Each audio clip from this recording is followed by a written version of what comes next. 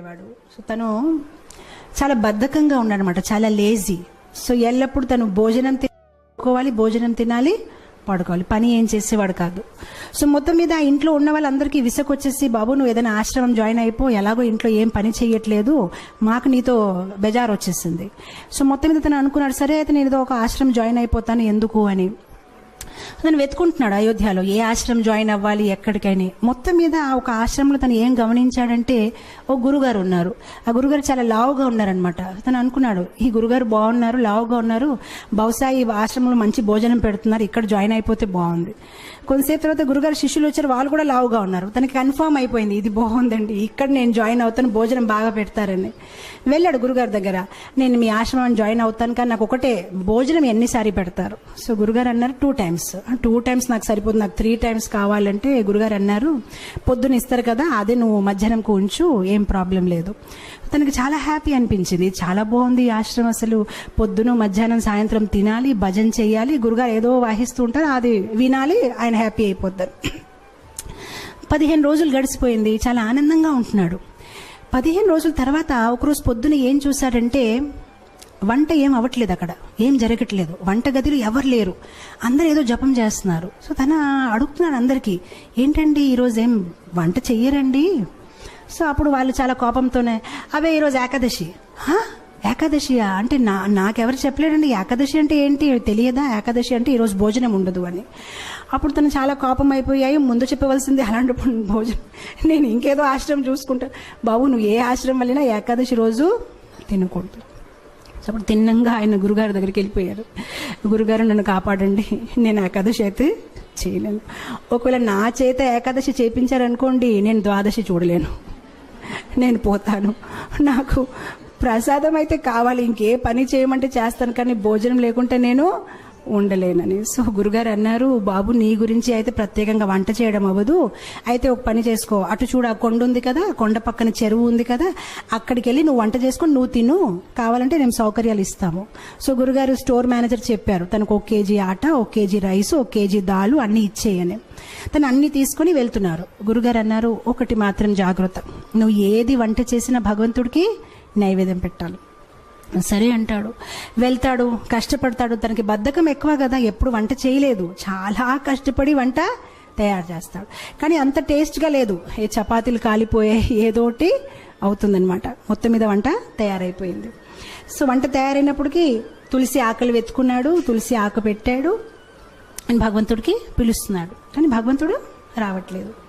So అప్పుడు తను చక్కగా ఒక పాట పాడతారనమాట.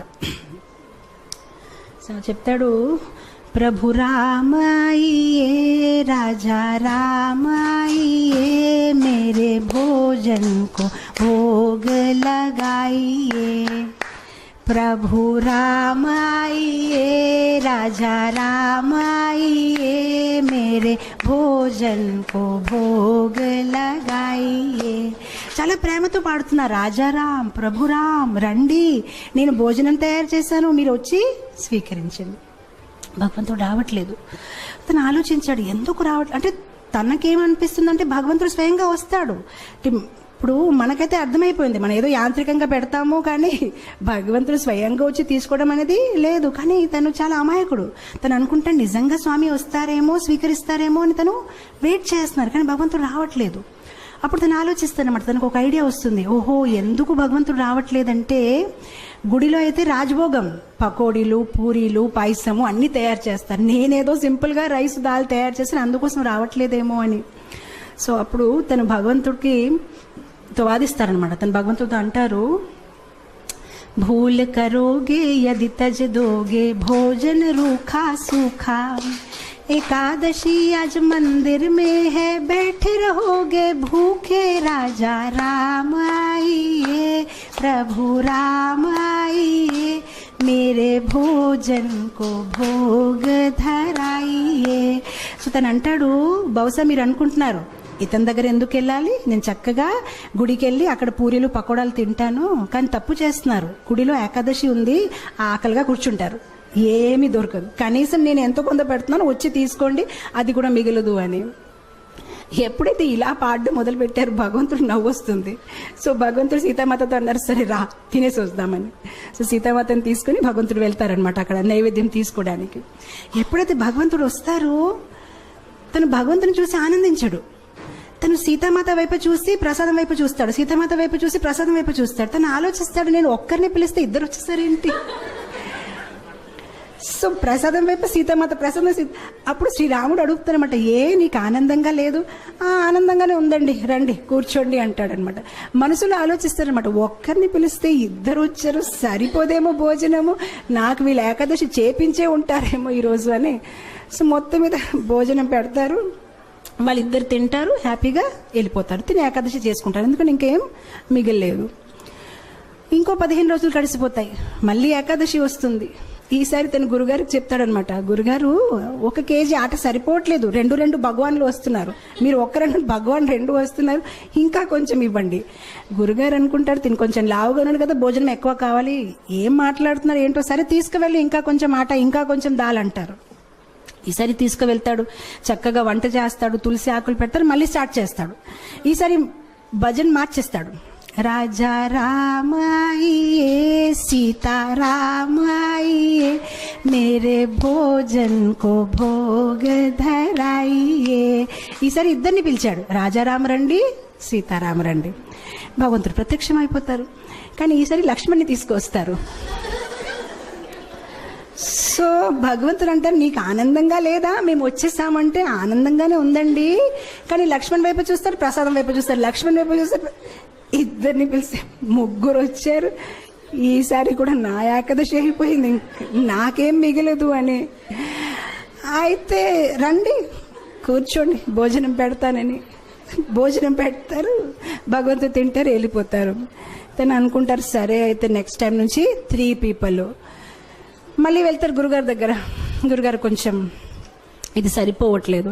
సరే గురుగారు ఒప్పుకుంటారు, సరే ఇవ్వండి, మేబీ సాయంత్రం పూట మళ్ళీ తింటాడేమో అని. ఈసారి మళ్ళీ పాటలు పాడడం, ఏకాదశి రోజు వెళ్ళాడు, వంట చేశాడు, తులసి పెట్టాడు. రాజా రామాయే సీతారామాయే లక్ష్మణ్ సాథ్ లాయియే మేరే భోజన్ కో భోగ్ ధరాయియే.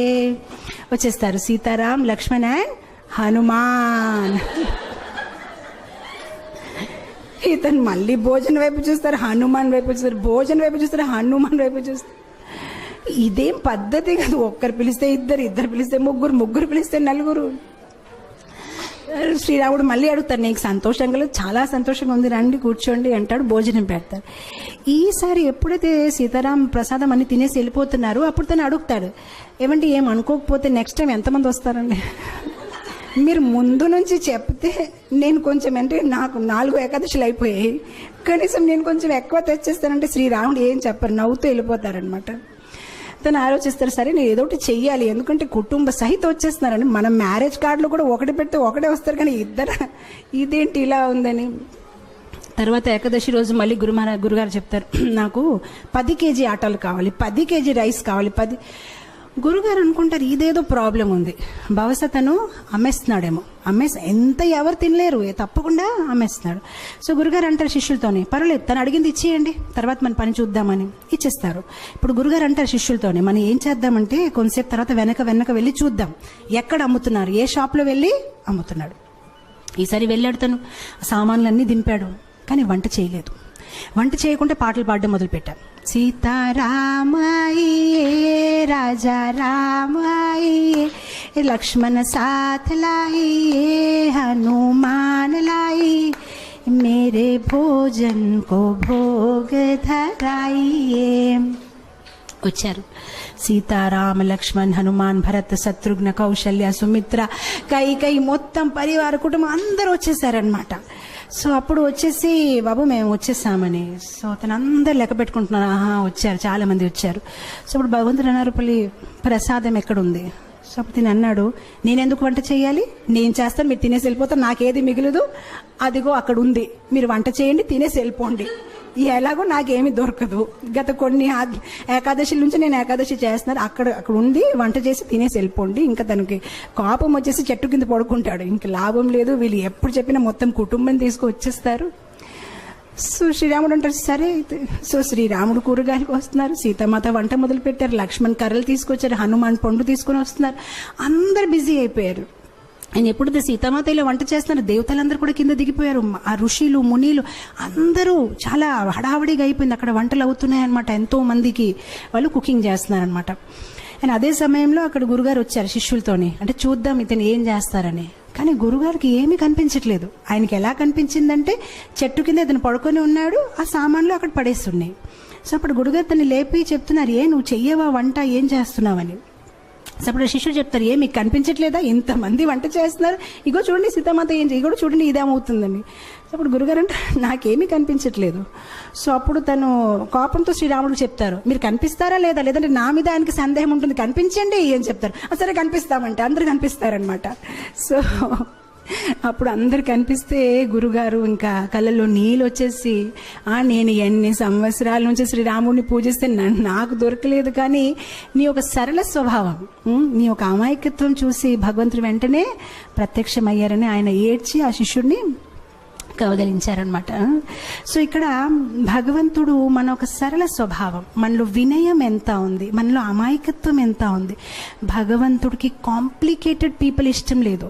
మనలో జ్ఞానం ఎక్కువ ఉంటే బహుశా భగవంతుడు నన్ను ఇష్టపడతారనేది కాదు, మనలో ప్రేమ ఎక్కువ ఉంటే భగవంతుడు మనని ఇష్టపడతారు.